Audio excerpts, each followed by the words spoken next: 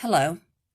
This video is directly, first and foremost, to our President of the United States of America, Donald Trump, and secondly, to Robert Wilkie, Secretary of the U.S. Department of Veterans Affairs. I'd like to introduce myself. My name is Stephanie Farrell. I am a lifelong resident of the beautiful and amazing Charleston, West Virginia. I served 13 good years in the U.S. Army Reserve before I was honorably discharged during the Clinton administration downsizing. I always wanted to retire from the military. I have many family members who were in the military, and I followed suit. I always wanted to retire from the military. I never got that option.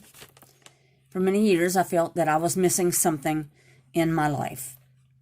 Sometime after 2001, I started searching for that missing link. In 2006, I was given a medallion of the Prayer of Jabez. I had no idea why such a precious item would be given to me, but I knew there was a message in it somehow for me.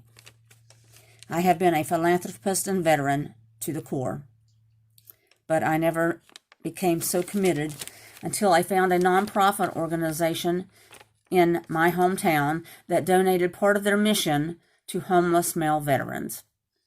I had already started to understand in the couple years prior of the plight women veterans were in.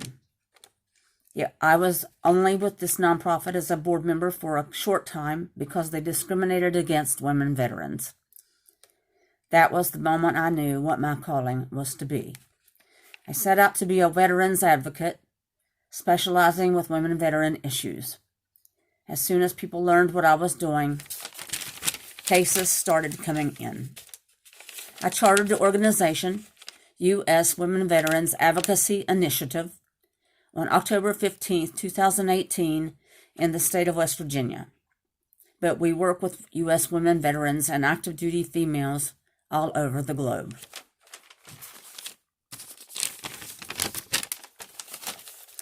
In February 2020,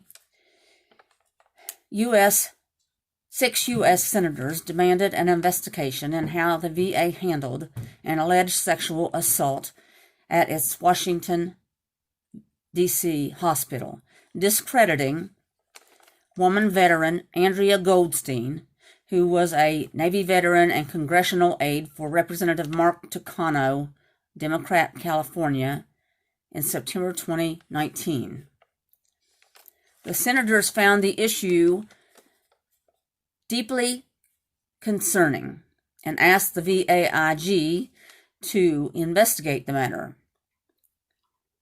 They announced in January 2020 that they closed the case without filing charges against anyone.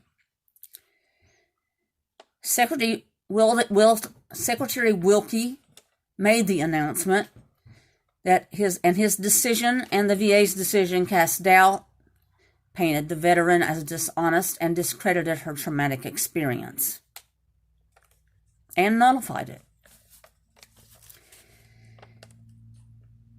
This act is just another treasonous example of how commanders and leaders, as well as the perpetrators themselves, throughout the years have swept military sexual trauma and its criminal abuses under the rug. And the male veterans who have been subjected to the same abuses, it's required women veterans to stay quiet about the acts involved, to threaten them if the criminal acts were ever made public, and so much more.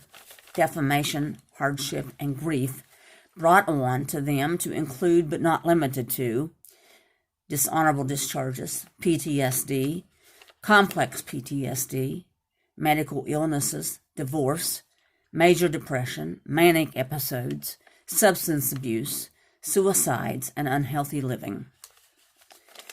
Advocates, lawyers, veteran organizations and nonprofit leaders are being created in enormous batches every day.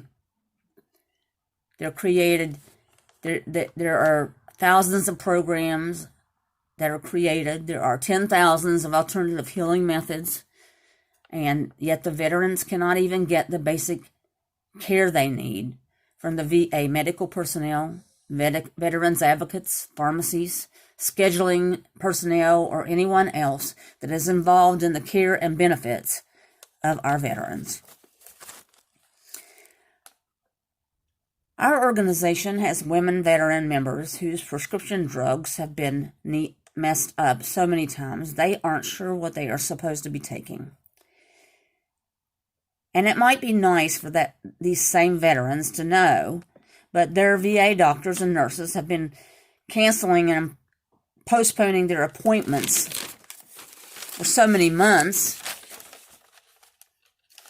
And one example of this is at the Des Moines VA Medical Center and Hospital. As a matter of fact, our one veteran there tried to commit suicide 3 times during the November 2018 to February 2019 time period. And the VA failed to get her into a rehab program.